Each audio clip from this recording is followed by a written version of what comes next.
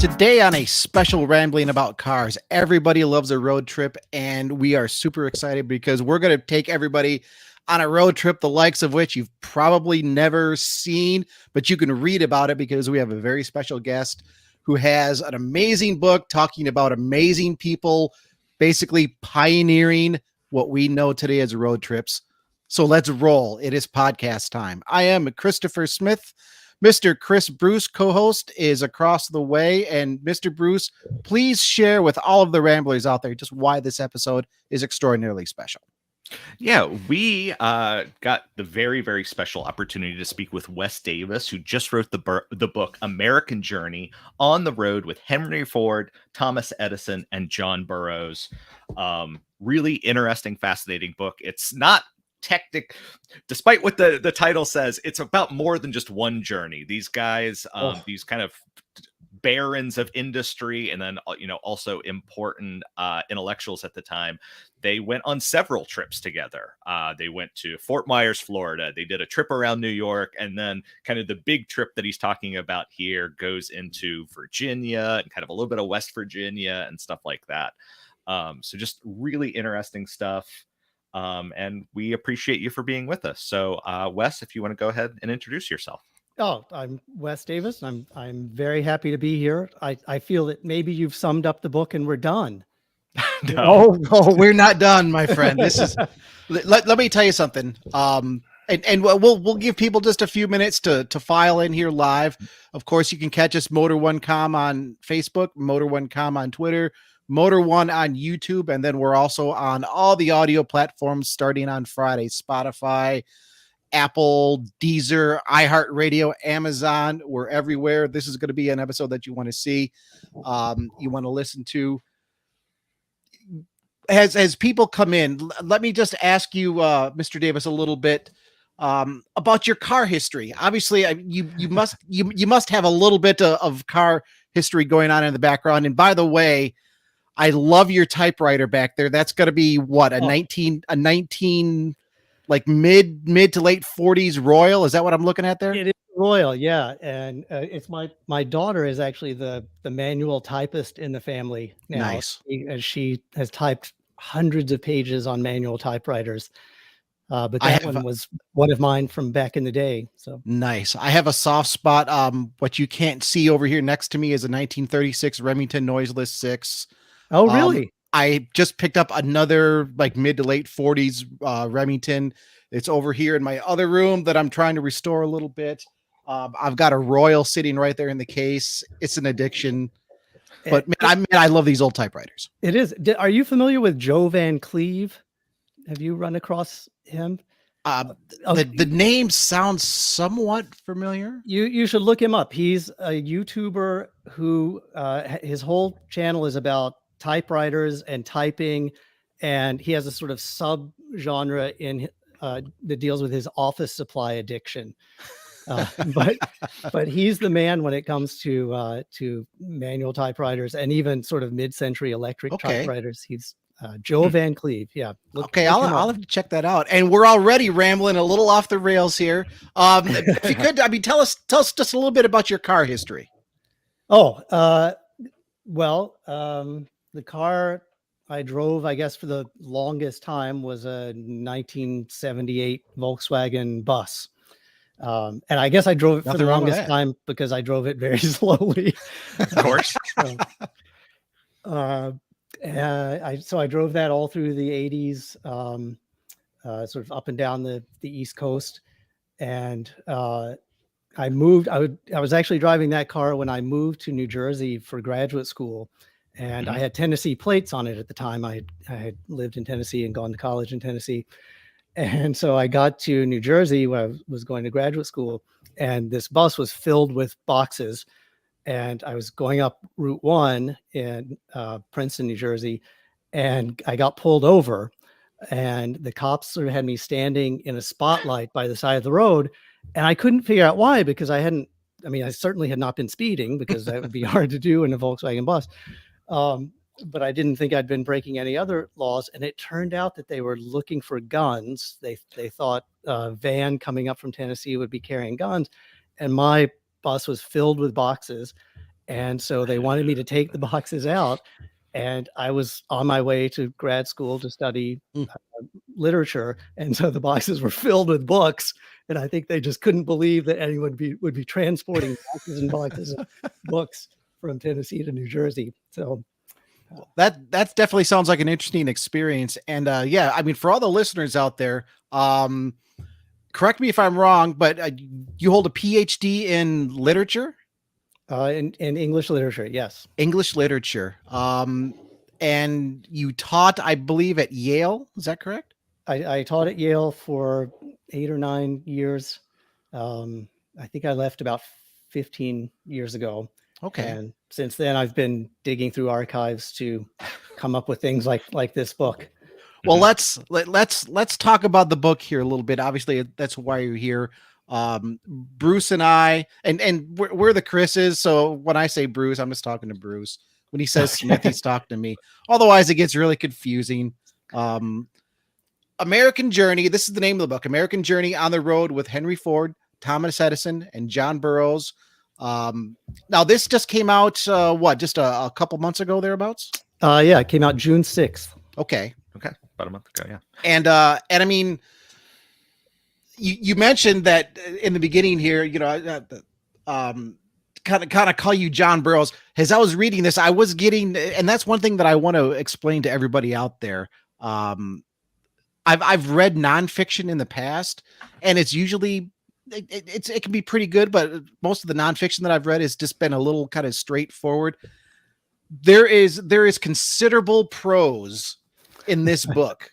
And because of that, I mean, you're telling the story of these three icons: Henry Ford, Thomas Edison, John Burroughs. So that's where I'm going to interrupt you for a second, okay. Smith, because first off, there's a fourth character that kind of doesn't get into the headline, and that's Harvey Firestone. Yes, yes, that's right. I feel like he's like the fourth. He's like the Ringo of the group. No one mentions Ringo. Yeah. And he was often the person who made the trips happen. I mean, he handled a lot of the logistics. And so I felt bad on the photograph on the inner sleeve. He gets cut off. It's the photo of them sitting on the water wheel of that mill in Lead Mine, Virginia. And the whole group is there. And Firestone is sort of, I think the title is maybe over his face there. And so but he's a central figure here. And I want to make it clear. I mean, this is a nonfiction book. It's talking about the friendship of those three, but also of others like Harvey Firestone. This friendship that was kind of forged through the automobile and the very early days of automobile, and using the automobile to explore the country at a time when roads kind of weren't really roads at this point. And I mean, obviously I know these three gentlemen, but I never really understood their friendship very well, and how it all kind of ties in with the automobile. And it's just a fascinating read. Real quick, I just want to throw in. So John Burroughs is the one who I knew, I'll be totally honest with you, knew nothing about prior to this. I'm from the Akron area. Harvey Firestone, I know. Ford is, we write about cars every day. We know about Ford. Thomas Edison, every kid grows up learning about Thomas Edison and the light bulb, and he did far more than that. And you kind of broach on a lot of those subjects in your book, especially regarding World War I and some of his recordings and stuff like that. But John Burroughs was the one who was new to me. So I was just wondering, I kind of wanted to broach this, but can you tell our audience out there who maybe are like me, Smith, apparently you knew who he was, but I've got old typewriters. Of course I know who John Burroughs is. Okay. Tell the people out there who John Burroughs is, because he's an interesting guy. He was buddies with Walt Whitman. He was buddies with John Muir. He's kind of this late 19th century naturalist type guy. So right. And at the beginning of at the time he and Ford made contact, which was at the end of 1912, Burroughs was very popular. I mean, he was well known throughout the country.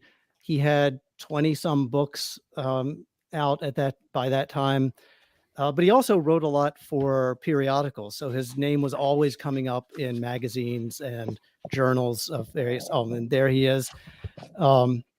Yeah. So, he was a very sort of well-known figure, and he was especially loved by school children. And this is something I think I didn't know about him until I started doing this research. He was sort of my entry into this, to be honest, but I wasn't aware of how he had this connection with school children, because a lot of his essays, which were about the natural world, about wildlife, particularly bird life, and about his travels in the backcountry with people like Teddy Roosevelt and John Muir. Those essays were collected in this series of readers put out by Houghton Mifflin that were used in school systems throughout the country. So kids learned to read by reading John Burroughs, or, among other people, but they knew John Burroughs. And so wherever he went, children would line up to see him. They wanted to talk to him. And even on these trips, in very remote areas, kids would come up and ask him, are you writing anything else? They sort of thought maybe he was finished. A really fascinating anecdote in the book where they go and visit this school, and John Burroughs is like the rock star. Like, he's like lecturing at all the classes. And you mentioned like Henry Ford like goes to what essentially is like the shop class of the group and talks about it. But John Burroughs, he's the guy that all of these students flock to, rather than Thomas Edison and Henry Ford, which is kind of funny.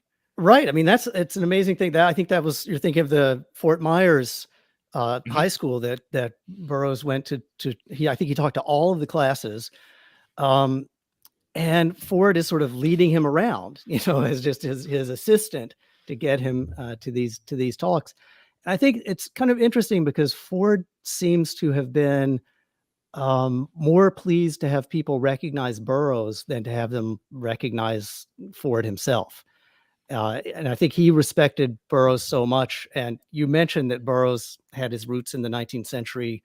He was a very close friend of Walt Whitman's, the great transcendentalist poet. And, they had both been working in Washington, D.C. at the time of the Civil War. And I think they had crossed paths a couple of times, but didn't really click until they literally crossed paths. They were both great walkers. And so they met out on a walk. They were out on some path, and they ran into each other, and that's when their friendship really blossomed. So that's sort of where Burroughs's roots are, with Walt Whitman, with Ralph Waldo Emerson, who was a huge influence on Burroughs. And I mentioned in the book that when Burroughs's first sort of major essay came out, a piece called Expression, that was published in the Atlantic Monthly. It was at a time when those pieces in the Atlantic were published anonymously, and everyone assumed it was by Emerson. And even Poole's Index, which cataloged periodical literature at the time, listed it as a work by Emerson.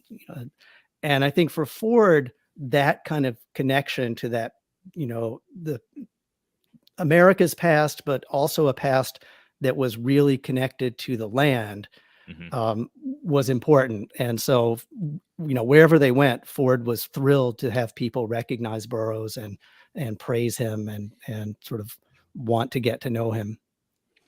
Well, I'm glad that you were talking about Burroughs there for a bit, because I mean that sets up kind of the whole dynamic of the book for me. I mean, I knew of Burroughs, and of course I knew about Henry Ford and Thomas Edison, and I knew about their connection, Ford and Edison. But I didn't know Burroughs was in there until I read your book. And it's almost like an odd couple kind of thing going on where you have Burroughs, who arguably one of the greatest naturalists, conservationists of the early 20th century, late 1900s, with Henry Ford, arguably one of the greatest industrial minds of that era, with Edison, arguably one of the greatest inventors of that. I mean, how on earth do the three of them come together and then create this incredible friendship where they're just truly enjoying each other's company? Yay for the automobile, right? I mean, right. I mean, I don't want to give away the book. Partially because I haven't read the epilogue yet. So no spoilers. I don't know if they die or anything yet. So don't. Smith, Yeah. I'm actually going to have to spoil it because there's a question I have, or it's something I want to bring up about the epilogue that I think is fascinating. But So we will don't get there eventually. Don't spoil the Good. book for me. But I mean, I'm trying to think of the best way to ask this question. Were you surprised as you were diving into this, because you said Burroughs was sort of your way in? Were you surprised to find just the depth of this friendship? Yes. That all seemed to be connected to Ford giving Burroughs a Model T.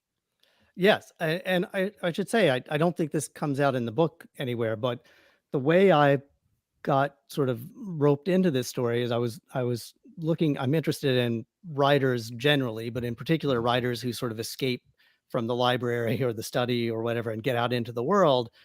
And one of the ways I sort of try to find those stories is looking at their letters, like what were writers doing other than the things they're writing about.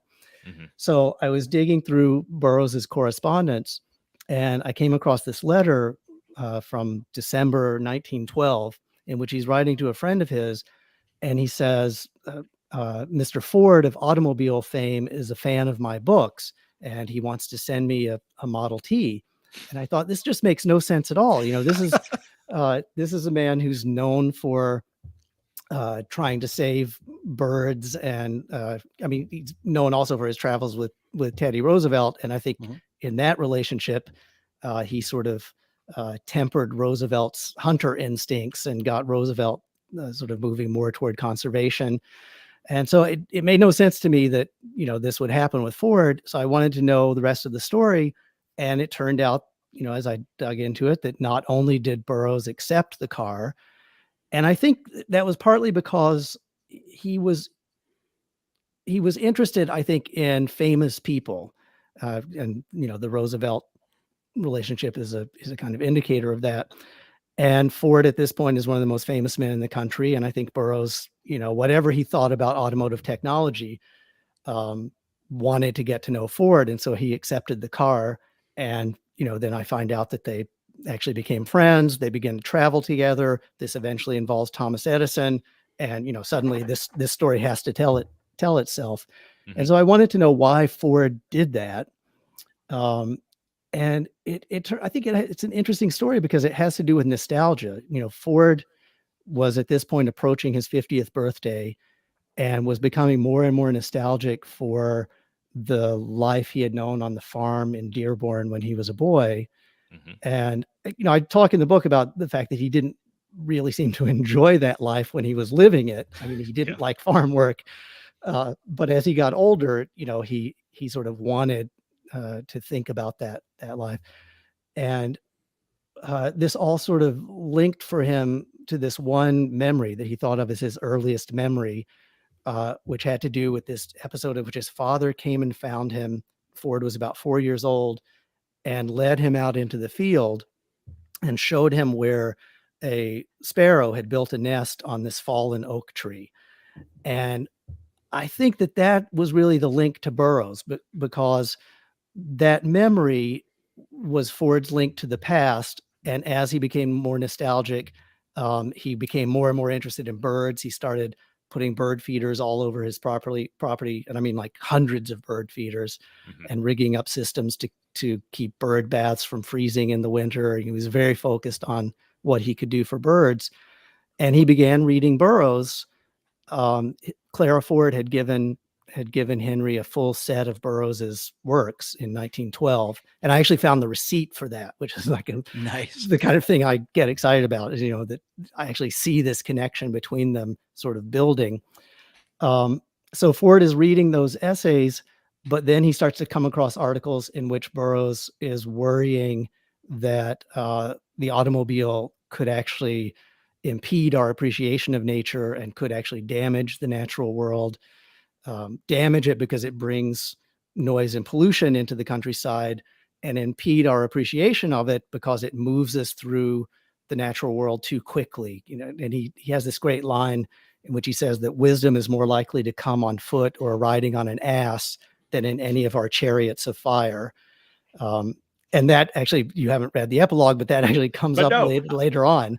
That's Oh. exactly the portion I've got pulled up right here, because that's what I was going to talk about, is that Henry. So one thing that I really enjoyed about your book is something that I never knew about before. And you gave me significantly more respect for Henry Ford than I ever had before, because when you look upon the breadth of his life, you obviously understand he was a great engineer, and I want to talk about that in a moment. But also there is the dark cloud of kind of anti-Semitism hanging over him.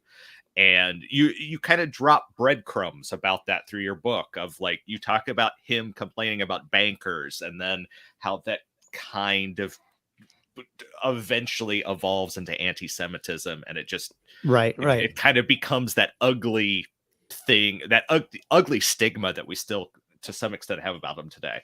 But regardless of that, what I want to come to from the epilogue is him sending John Burroughs a donkey. And you right here, I'm going to read the paragraph because it's really good. So he sends John Burroughs a donkey. This was an odd echo of the first gift Ford had given Burroughs more than 5 years earlier. At the beginning of 1913, Ford had sent the naturalist a Model T, hoping to convince the famous outdoorsman that the automobile, far from spoiling the experience of nature, would make more of the natural world accessible to more people. At the time, Burroughs had believed that wisdom was more likely to be found riding on an ass than in an automobile. Now, it was as if the automaker wished to turn back the clock, nudging the naturalist that he had once ushered into the 20th century back into the 19th century. The donkey, however, proved to be a less successful gift than he had than the flivver. And Burroughs writes, "The little beast is very free with her heels. She kicked the hired man the other morning. I shall be on my guard when I ride her." And essentially, John Burroughs is like, I'm not riding on this donkey. This donkey's not for me. I'm going to ride my Model T some more. I'm going to go in the car. It's a fascinating little anecdote. Yeah, it's amazing. I mean, it really feels like Ford, having, let the genie out of the bottle, wanted to put it back in. And it couldn't happen by that point. Burroughs eventually gives the donkey away and goes back to the Model T. And it's, once you've entered the modern world, it's very hard to go back. And that's one of the kind of themes throughout the book, is that Ford and Edison gave us lots of gifts, but they also sort of created the world in which you needed to escape to nature. In the past, we just sort of lived by natural rhythms. We went to bed when the sun went down because, that we didn't have electric light. We moved at the pace of a walking mammal, whether it was, our own pace or a donkey's pace. But once we had been electrified and mobilized by automobiles, it's very hard to go back. Well, and go ahead, Smith. Your turn. I was going to say, I think I found very interesting that Burroughs took to the Model T what seemed like fairly quickly. After saying, this is going to take us away from nature. It seems like he kind of embraced it right away once he realized, well, okay, we can go here. I can explore further in this direction. I can explore here more than I could before. I found that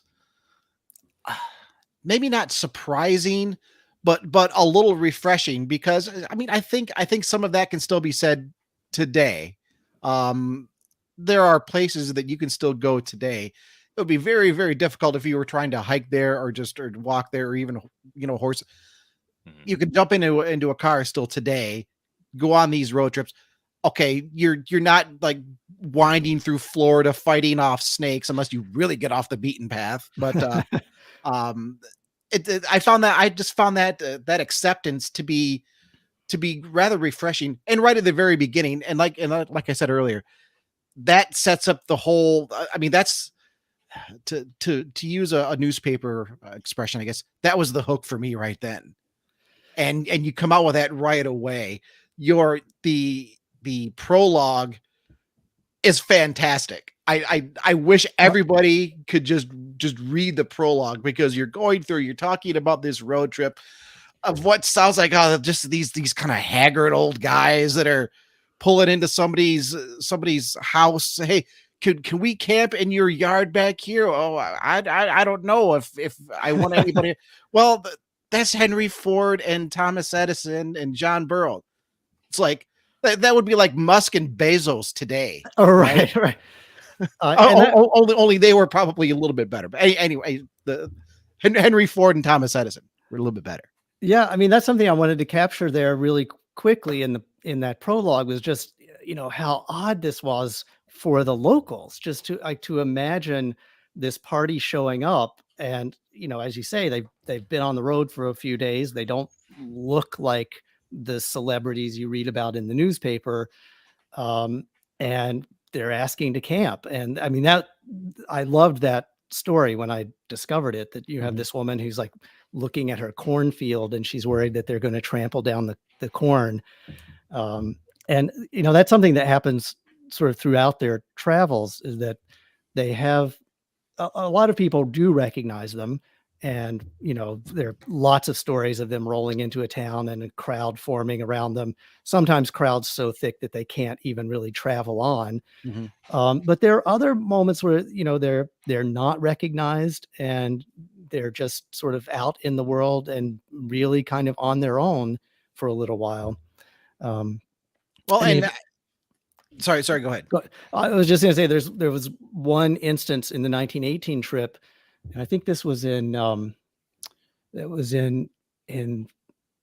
near Horseshoe Run, so sort of about 30 miles from Elkins, West Virginia, and they set up camp. Nobody has recognized them anywhere on that particular night, and then suddenly they start to notice that there is a kind of group of men forming around the campfire, sort of just where the light ends. I've got that passage dog-eared, actually. Oh, good. Okay. Yeah, I remember that one as well, because it was like what are these guys going to do? And Ford was kind of the diplomat there. Yeah. Yes, exactly. And hey, you kind of get that a little bit even today. I mean, I lived out in South Dakota for a little while, and here comes the Sturgis bike rally where here comes all the guys, the tattoos and the big beards and all that, and it's like a lot of them were the friendliest people you'd ever meet. But at first it was like, what's going on here? That was another great passage in the book. For those that are just joining us, bit real quick. Let me just do a little promo here. For those that are just joining us, we're speaking with author Wes Davis. He's the author of American Journey: On the Road with Henry Ford, Thomas Edison, and John Burroughs, chronicling maybe the earliest and best known road trippers that we know of. Obviously, all about Henry Ford, Thomas Edison, John Burroughs, Harvey Firestone. Yes, that Firestone is in the book, and it's a fabulous read. Bruce, you were about to say something there. So, Smith, Wes, if you don't mind, I just want to read that little passage there about the onlookers in the dark, as best as I could describe them. And so I'm just going to read a little passage here. Firestone judged them a very rough-looking crowd, you say.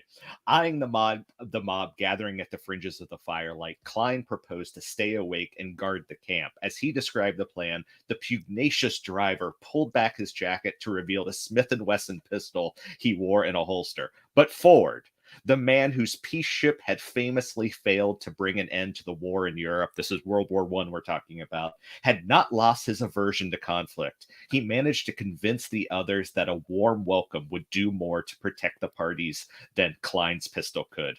Thereupon, Firestone recalled, we went out and made peace with the enemy, offering them cigars, and they found that Ford was right. The rough crowd was not merely harmless, but quite amiable. And not only do I want to read that section because it's fascinating, but it's what Smith said earlier, is that, Wes, I have to say, you do have a gift with prose of you take one little quote. The one little quoted section of that is Firestone calling them a very rough looking crowd. And you kind of create this little story in, just a few sentences, and it's quite evocative, and it makes you imagine what it must have been like for these three incredibly rich men and their team, but clearly very outnumbered by people who, could cause them harm if they had decided to, but they found an amicable way out of it.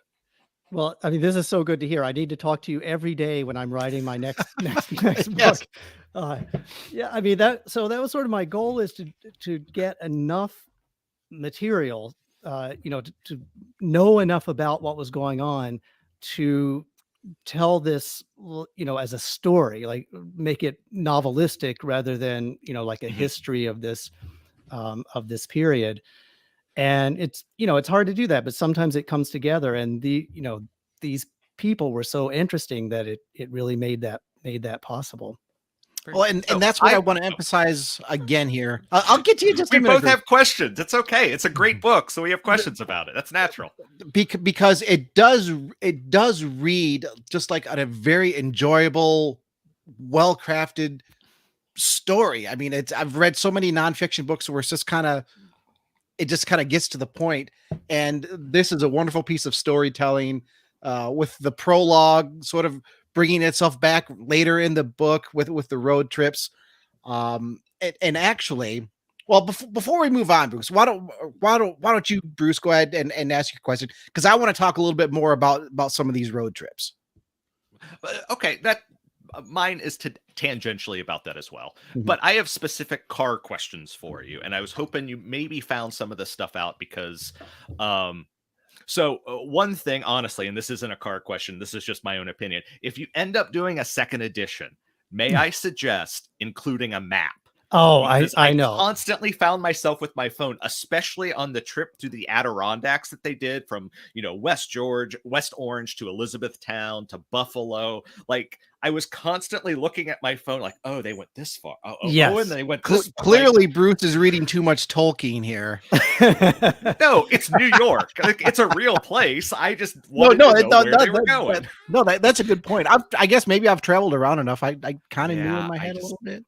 Yeah, I agree completely. And in fact, there was a review a couple of weeks ago in the Daily Beast that basically said the same thing. Like, I really enjoyed this book. Where are the maps? And I agree completely. And if I have any ability to get maps, if a paperback edition comes out, I would love to have them there.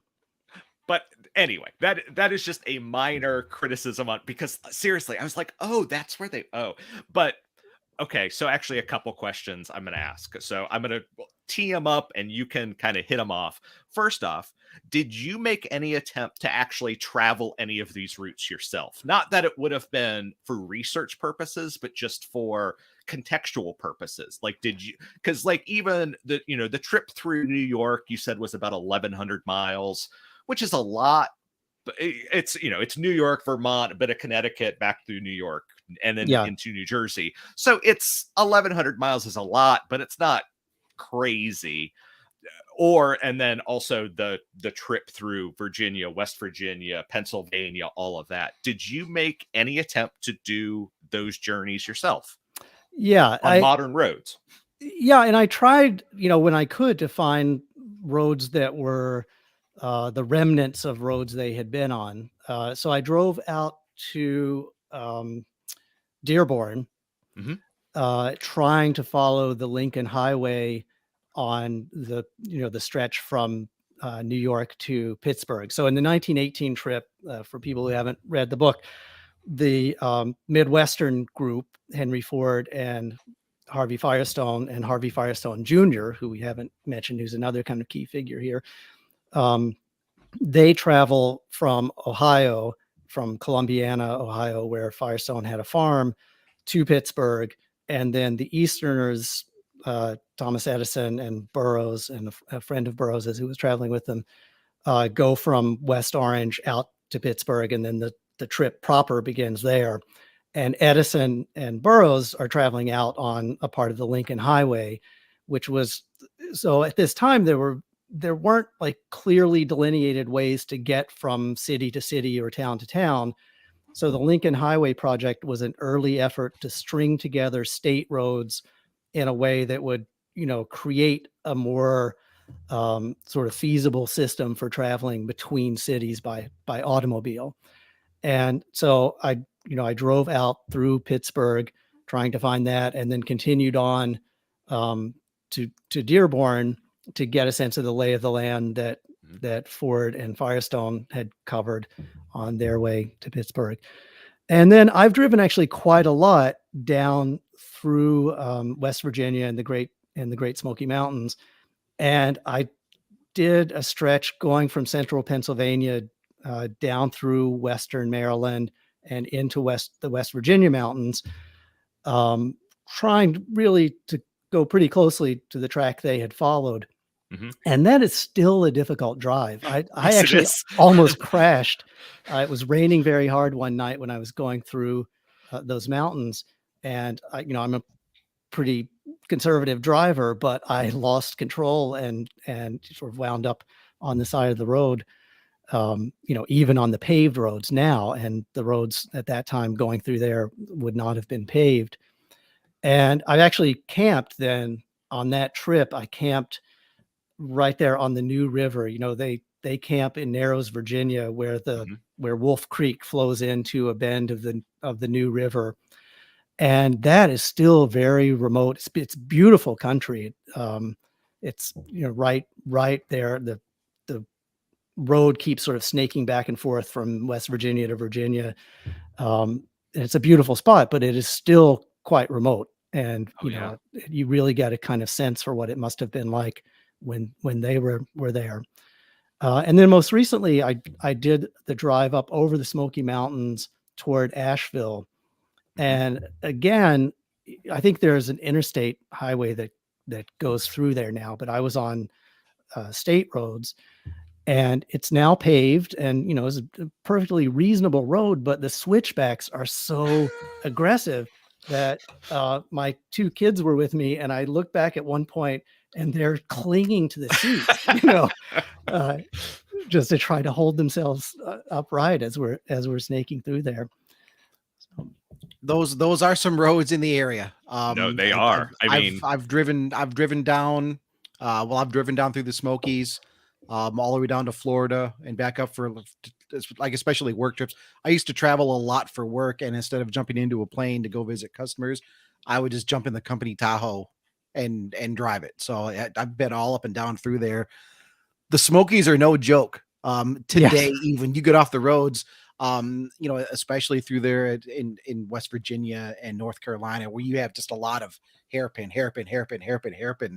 Well, Appalachia, which is very close, and they're in some of that. Also, I've driven through that. No joke today on paved roads. Like, you got to pay attention. And they're in 1918. Exactly. In Model Ts. And this is something else that I found very interesting because, you're thinking, here's a book, Henry Ford, Thomas Edison, John Burroughs. It's going to be Ford vehicle.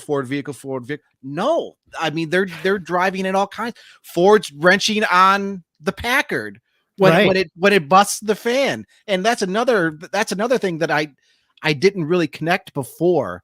Obviously he was a great engineer. But he's just like, the car breaks. Well, I guess he invented it.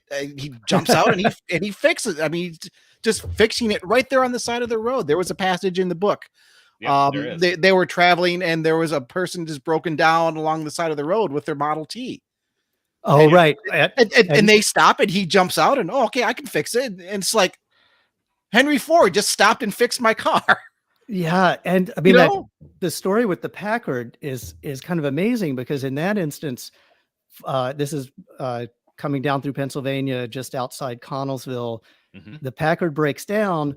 Ford climbs out of the car, figures out what's wrong, and I think you mentioned that the cooling fan had broken and an iron arm of that had pierced the radiator.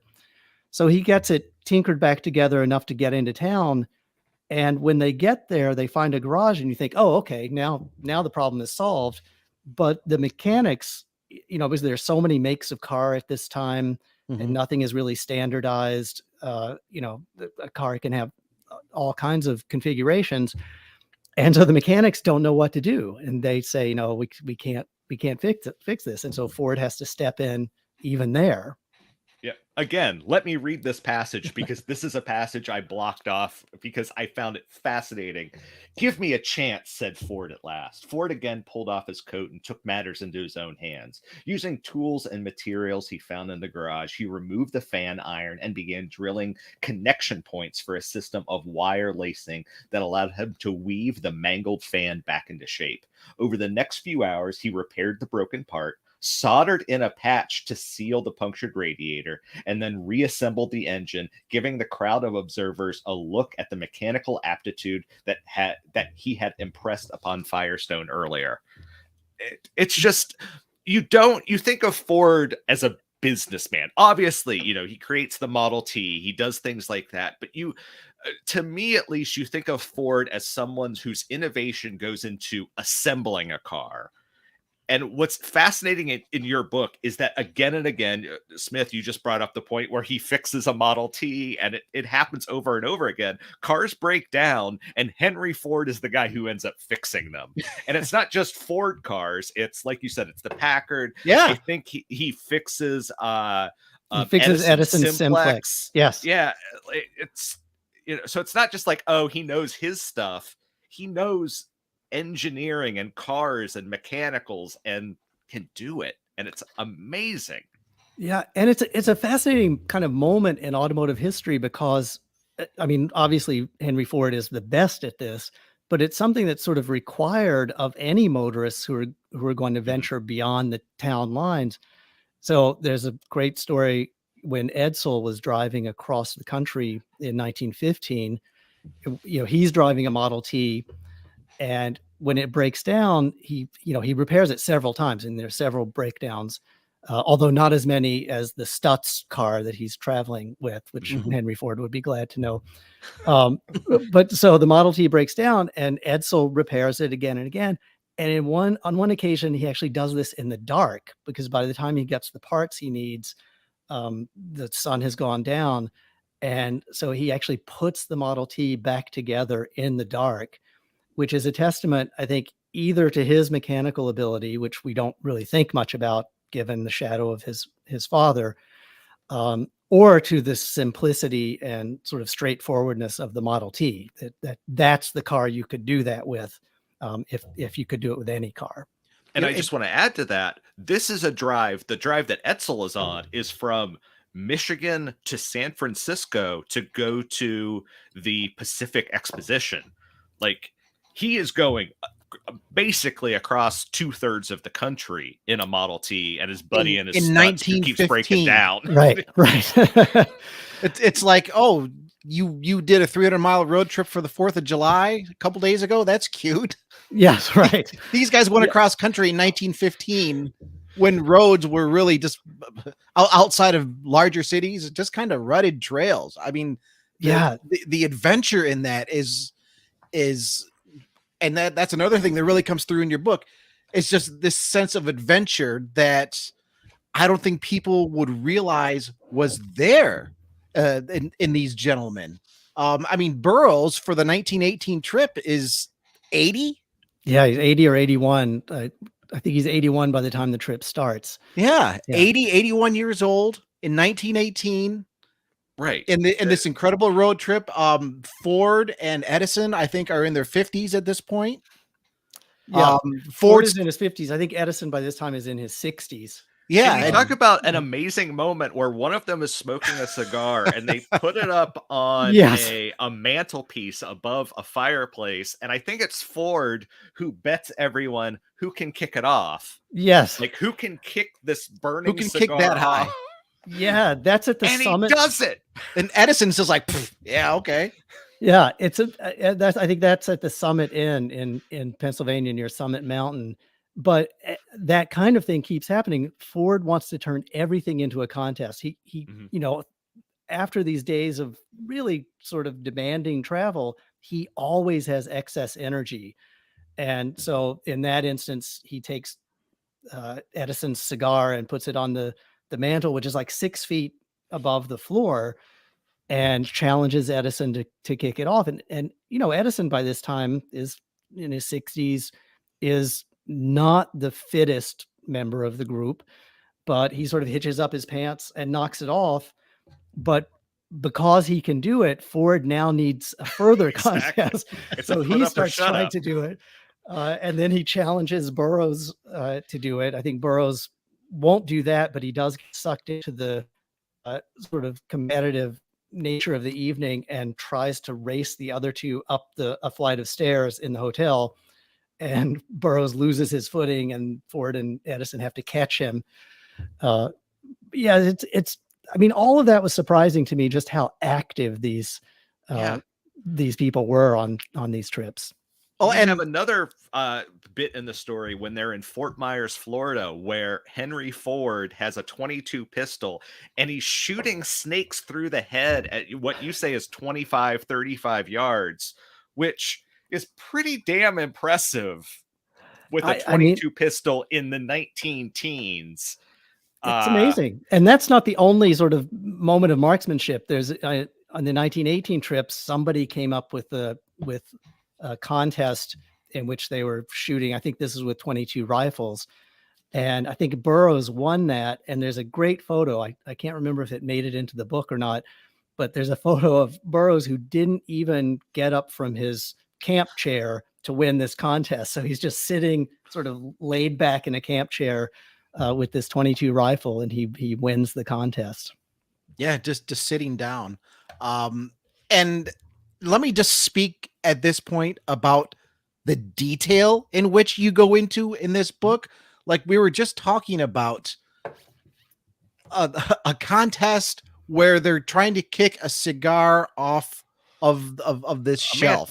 Mantelpiece. This mantle. Yeah.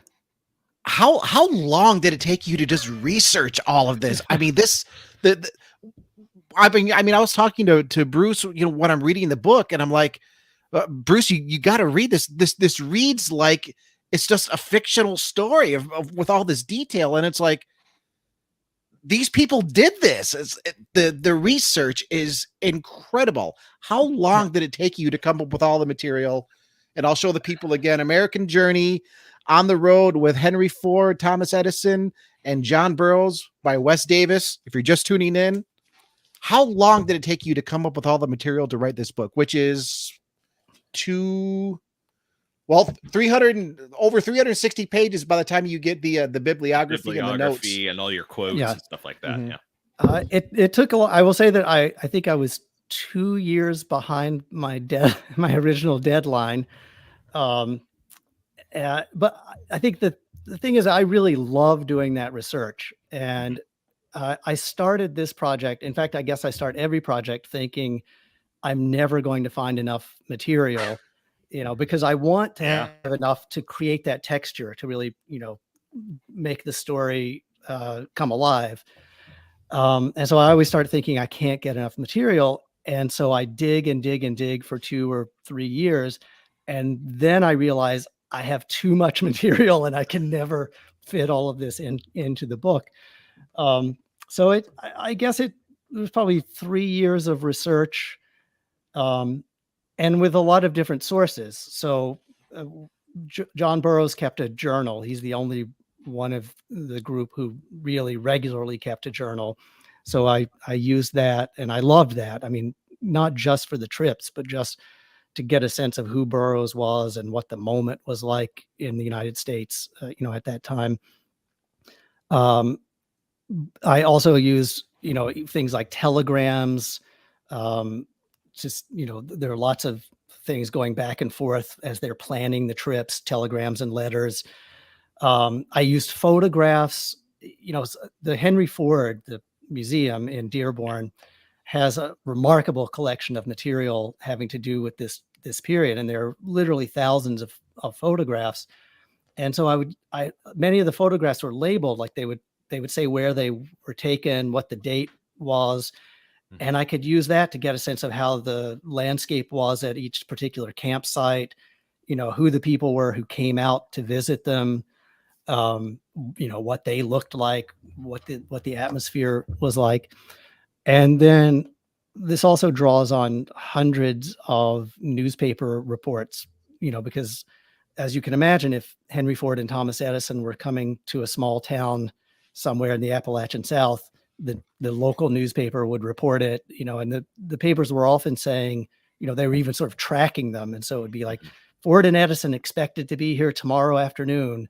And so then the whole town would turn out, and then there would be another article the next day, Ford and Edison were here.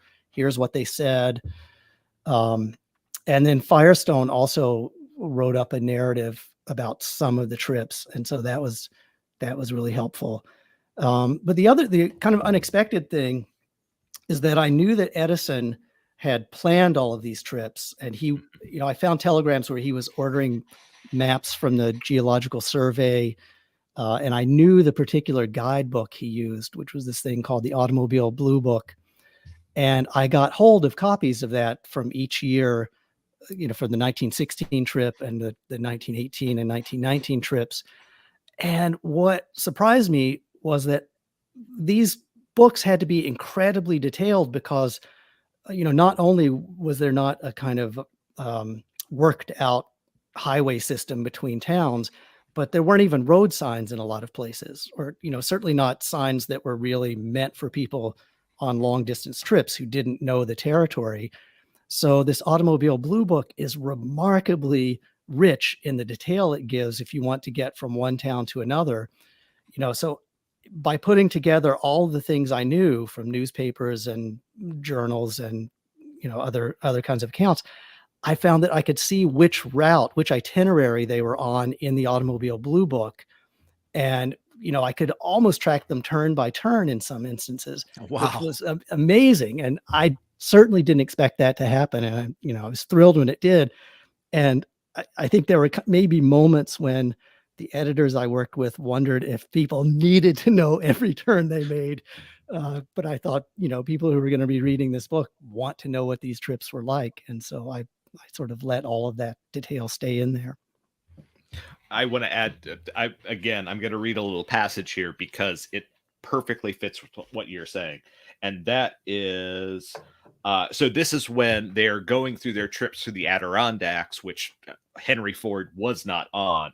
But you say here, it was well established by the time Ford came to join on future trips. Edison mapped the routes and kept the caravan on course. Firestone handled logistical problems and smoothed the way with locals, and Burroughs cataloged the birds and flowers. To go back to the road trip, when you go out with friends, that's everybody's got a job. Everybody's got a job. You've got the navigator. You've got the entertainment person. You've got the person doing logistics. You've got the driver. If you're smart, you have the mechanic. I've gone on a few where,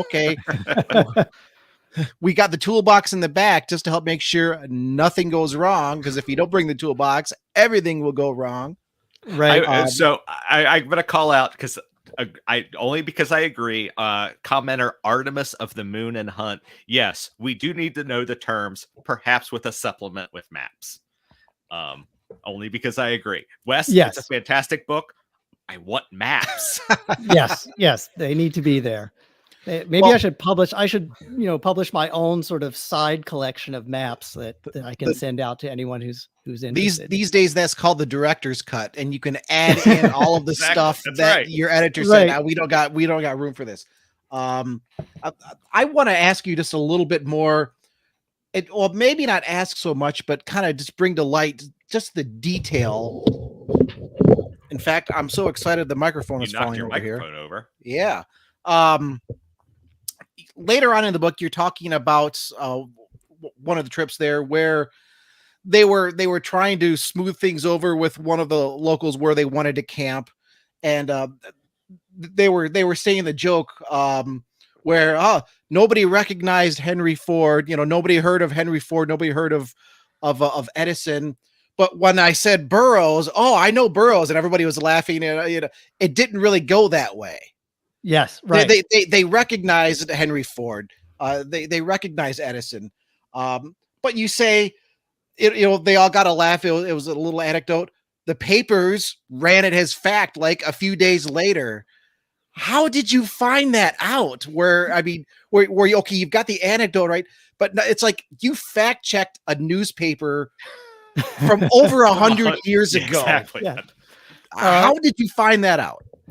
In that case, and I obviously I worry that there are other things that papers reported that maybe weren't really true, and I didn't manage to figure it out. But in that case, there was a memoir published by the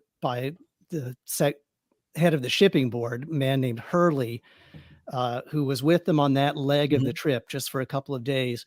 And he published this memoir, I think it was called Bridge to France, that was all about his effort to sort of restore shipping at the time when German U-boat activity in the Atlantic had sort of crippled not just transatlantic shipping, but also even land-based shipping in this country, because trains would get to the ports and they couldn't unload because the ships had been sunk or they weren't able to travel because of the U-boats.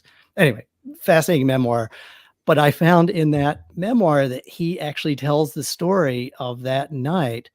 And he's the one who told this little tale about Burroughs being the only one recognized. And so it's clear from the way he tells it that he made it up. So I had that, but then I also had the newspaper accounts that were reporting this as fact. Nice. Are you looking to do any work in automotive journalism? I mean, we can. I mean, that level of fact checking, bravo. We so need more people like you in the world today. Well, not only that, but so again, like I said, I am from the Akron area.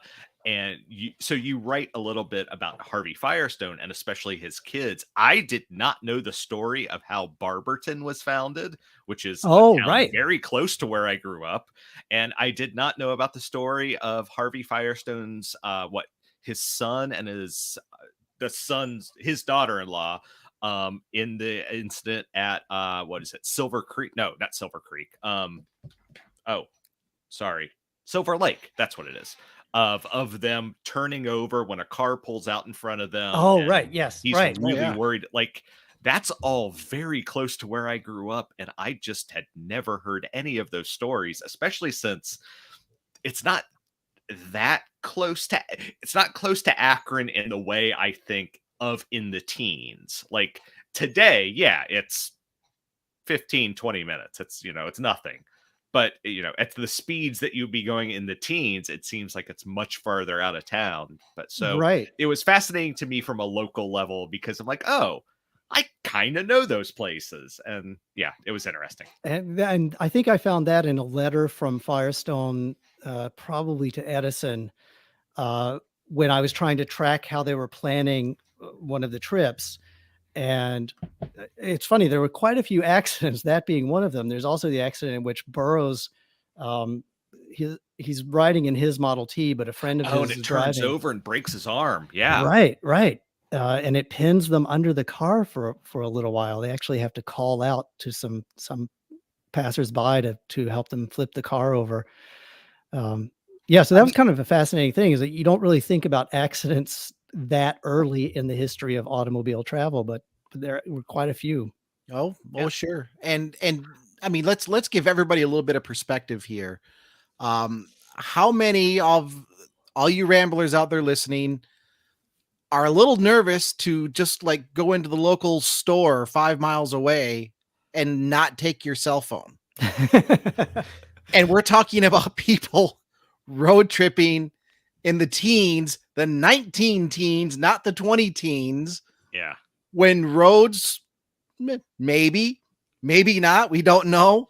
The sense of adventure is inspiring, and the way it comes through in the book here is inspiring. You wrote about several road trips that these gentlemen took. Is there one? I mean, obviously the trip through the Smokies, 1918. I mean that takes up just a very sizable chapter on its own. Is there one that stands out to you as the one? If you could just go on one of those trips with them, I guess. Yeah. Which one would it be? Great question. Yeah. I mean, I guess it would be that 1918 trip, and I mean, maybe I should even say something about why I focus on that one, because the ones leading up to it are fascinating. And I do tell the stories of many of these. And, sort of each story adds an element to what becomes the kind of model for that 1918 trip. So just to take one quick instance, in 1914, when Ford and Burroughs travel down to Edison's house in Fort Myers, they wind up going on that camping trip out into the Everglades. It starts raining, and storming, and yeah, I mean that's kind of the camping. You've had trips like that before, right? Yeah, and you would think that would sort of sour on camping, but that, because I mean, just for people who haven't read that part, they get out into the middle of the Everglades, which is completely undeveloped swampland at this time. They're camping by this deep freshwater lake, and a storm rolls in, knocks down all of their tents. They wind up sleeping in these puddles that are deepening all through the night. And they get up the next morning, and I have to say, they do cut the trip short, and there's kind of a vote, and Burroughs and Edison vote to remain and stay for the couple of days they had planned to be there. And everybody else votes to go home because they're soaked to the skin at this point. So they do wind up going home, but they really had a great time. They want to go get dry, but that sort of plants in their mind that they're going to camp when they travel in the future. So each trip and each story sort of adds part of what comes together for this big trip in 1918. But I think that's the one I would want to be on, partly because it's going down into the territory where I grew up. And part of what fascinated me about this whole thing is that, I grew up in the mountains in Upper East Tennessee, sort of thinking that was outside the known world and that nothing had ever happened there. And it turns out, that Ford and Edison had traveled on roads that I myself had been on, all my life.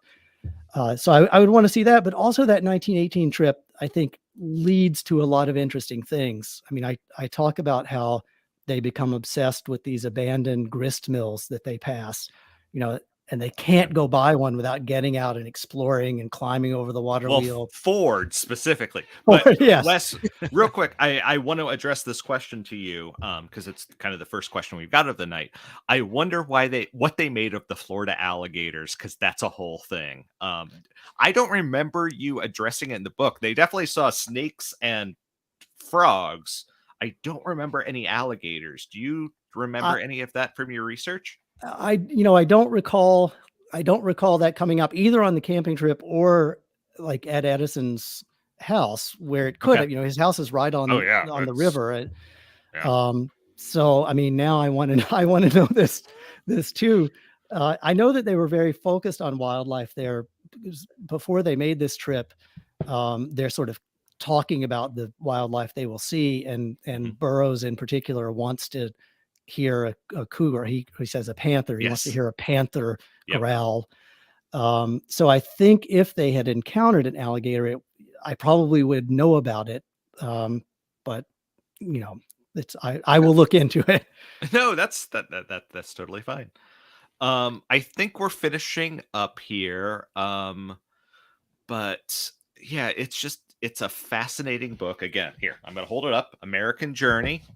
You're not going to be able to, you can't see it. On the Road with Henry Ford, Thomas Edison, and John Burroughs by Wes Davis. It's really an interesting book. I recommend people going out and getting it. Just curious, any plans for an audiobook version?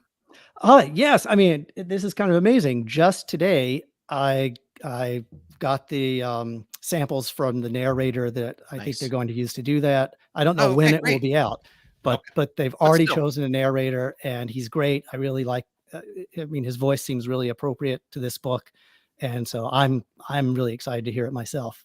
Well, is there a preferred place that you would have people go to get the book? I know it's on Amazon for Amazon shoppers out there. It's on Amazon, and we'll have links here in the video description in our article over at Motor One.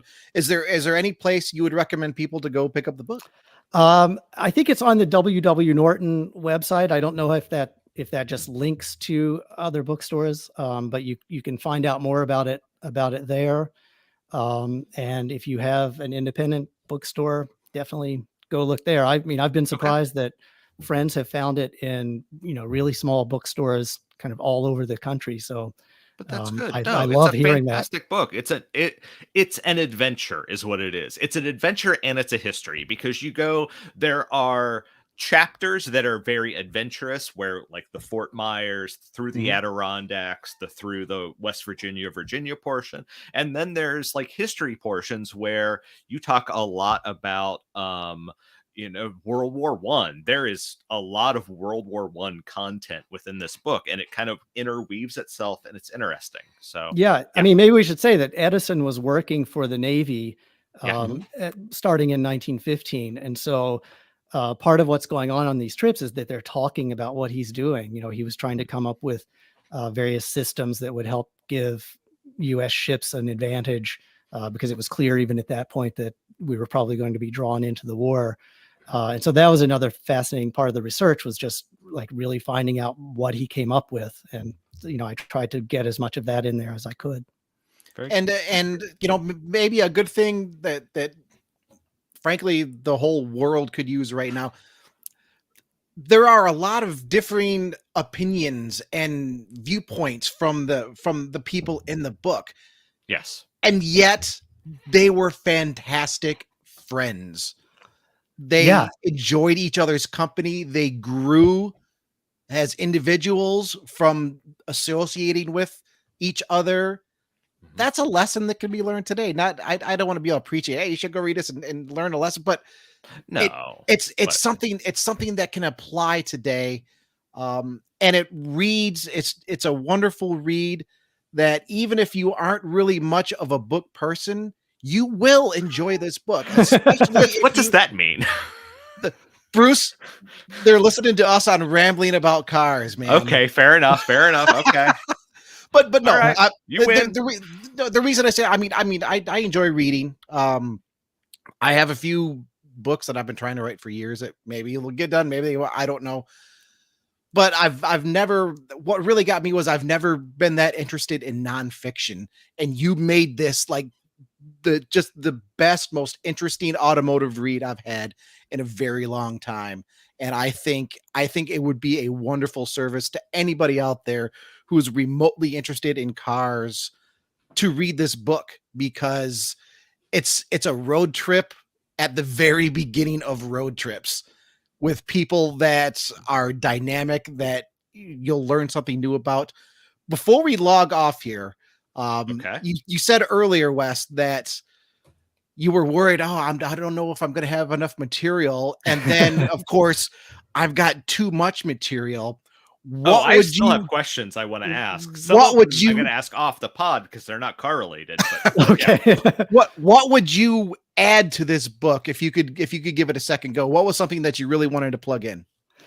Well, I think I cut the Panama Pacific chapter quite a lot. I was fascinated with that story. So Ford and Edison travel out to San Francisco by train, and I just found all of this information about them traipsing around the this huge fair that has all sorts of industrial achievements on display, and many of them were things that one or the other of them had brought into being, and so that was really fascinating to me. So there's a lot of that there, but there was more. And the other thing to say is that these trips continued. I was really interested in the bond created between the three of them, with Burroughs. And I think Burroughs is really important to the way I was able to see this. You say three, you keep killing Firestone. He was there, man. Right. He was there. The five of them, we should even say, because they're, but so after Burroughs' death in 1921, Ford and Edison and Firestone continued to travel together. But the trips became much larger. By this time, reporters were really on to the fact that they did this. And so there would be reporters not just writing about them as they went through towns, but following them. There were movie cameras, and presidents start going along on the trips. So Calvin Coolidge goes on one, Warren G. Harding. It's always terrible when the presidents start busting up the party. It's like, that's right. You can't have a proper road trip with a president involved. So I didn't want to continue beyond Burroughs's death. But there is more to the story. If you want to know what happened next, that information is out there. Yeah.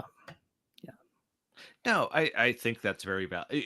I should say there's also a whole chapter in the book about Burroughs and Ford traveling on Ford's yacht through, kind of down into Florida. They kind of make a brief secondary trip to Fort Myers, and Edison's not really there, but that's also a very interesting part because Burroughs' wife had just died. In fact, if I'm not mistaken, She's learns dying. about her dying on Right. the boat and can't leave. So it's own tragic story. I think what happened there is that Ford had already planned that trip. He was going to meet with Milton Hershey, the other great inventor here, the inventor of the Hershey's Kiss. And Ford wanted to see Hershey's sugar plantations because Ford was interested in growing rubber first of all, but also he thought that growing sugar, he could use that for fuel. He could turn sugar into alcohol and have a source of fuel for cars. But I think he wound up taking Burroughs along because it was clear that Burroughs's wife was in her last days, and Burroughs's family feared that he wouldn't survive her death if he, was there to witness it. So Ford takes him down to Cuba. So that's, not a road trip, but No. I was able to work that in. So it's funny that rubber is like the fifth character in your story, because eventually all along the entire trips, they're trying, Edison and Ford particular are trying to find, like, how can we make rubber in the United States? How can we figure this out? And Ford ends up in Fordlandia in Brazil. Firestone ends up doing it in Liberia. They both don't really work, but it's this constant hunt, how can we make rubber in the United States? And Edison actually spent the last few years of his life entirely focused on trying to come up with a way to derive rubber from plants that grew natively in North America. Milkweed stuff you talk about. And that, really, I think comes out of that out of the Panama Pacific trip where they met with Luther Burbank, the great sort of plant scientist, and then the 1918 trip. And on that trip, Edison was continually coming to Burroughs with any plant he found that had a milky sap.